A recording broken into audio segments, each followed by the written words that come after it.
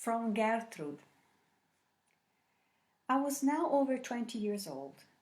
I had apparently failed in my vocation and only continued along the path I had commenced out of a feeling of shame and duty.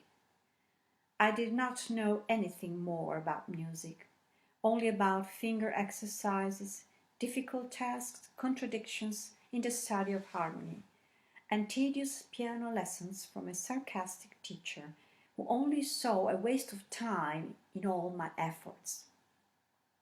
If the old ideal had not secretly been alive in me, I could have enjoyed myself during those years. I was free and had friends. I was a good-looking, healthy young man, the son of wealthy parents. For short periods I enjoyed all that. There were pleasant days, flirtations and holidays. But it was not possible for me to console myself in this way, and lay aside my obligations for a short time, and above all to enjoy my youth. Without really knowing it, in unguarded hours I still looked longingly at the fallen star of creative art, and it was impossible for me to forget and stifle my feelings of disillusionment. Only once was I really successful in doing so. It was the most foolish day of my foolish youth.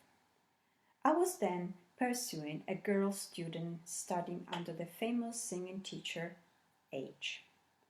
Both she and I were in a similar predicament. She had arrived with great hopes, had found strict teachers, was unused to the work, and finally even thought she was going to lose her voice. She had a light nature, flirted with her colleagues, and knew how to infuriate us. She had the vivacious, gaudy type of beauty that soon fades.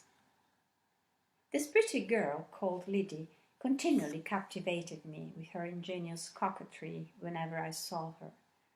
I was never in love with her for long.